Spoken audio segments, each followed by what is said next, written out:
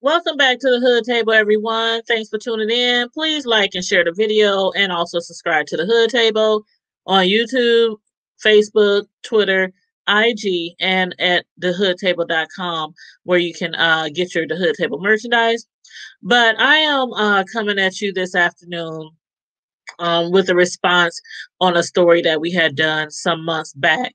A lot of you might remember, especially if you're from the Omaha area, back in April, on April 22nd of this year, there was an incident that happened in Sarpy County in the 5,000 block of Glasgow Avenue.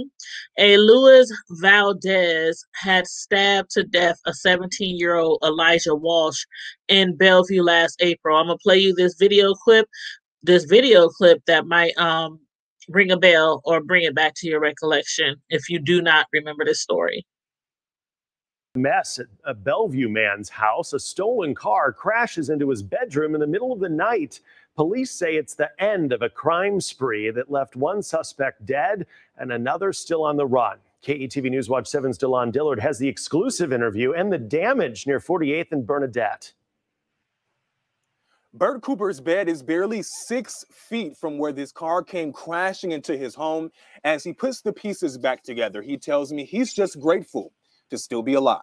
The bathroom's full of tile, so you could hear the tile just being thrown around in the house. Bert Cooper woke up to this around 1 a.m. Waking up and just smelling the smell, the engine of the car was still running. You could hear that, not knowing what that was.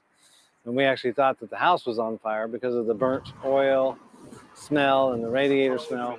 Bellevue police say the trouble actually started about a block away near 48th and Glasgow when two guys tried to break into a car. Officers say the owner fought back. Reported that a couple individuals had attempted to break into his vehicle, parked outside, and there was a confrontation between him and the two individuals, and one of the other individuals ended up being stabbed. Police say the suspects took off in a vehicle they stole Monday, but the driver who'd just been stabbed crashed into Cooper's home. That driver died at the scene. The passenger is still on the run.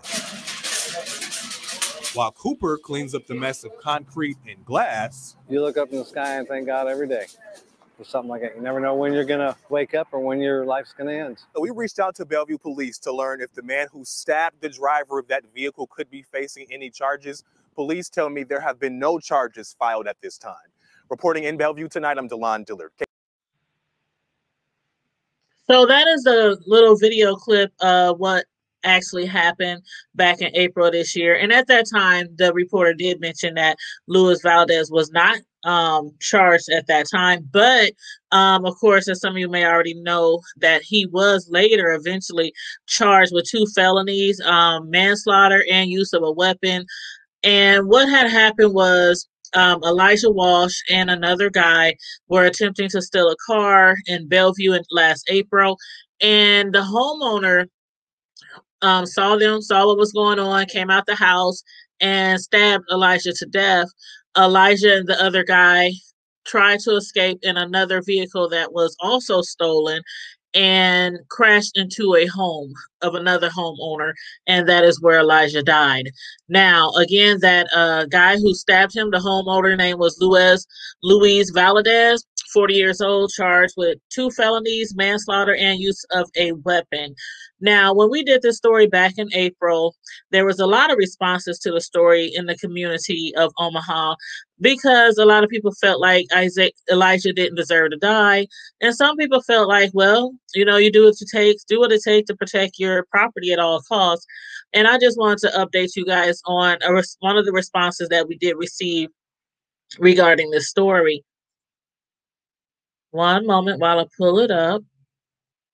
Okay, as you can see here, here's the response that I received the other day. And they said that Elijah was their son. They never said if they were the mother, the father, but this is the response that they gave me.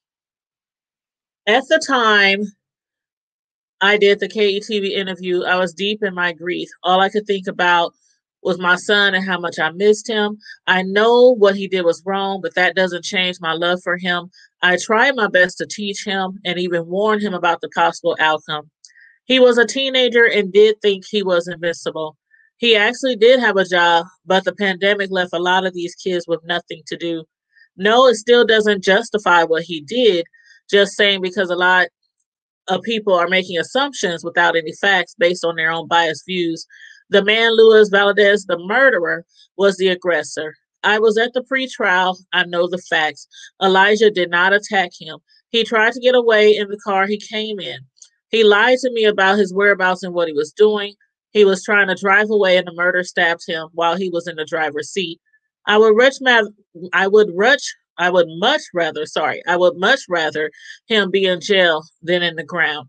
If this murderer who is getting due process, like my son didn't get, goes to jail, it still won't bring my son back. So I responded with, I truly appreciate you watching and responding to this video. When discussing issues in our community, I try not to be biased in most cases.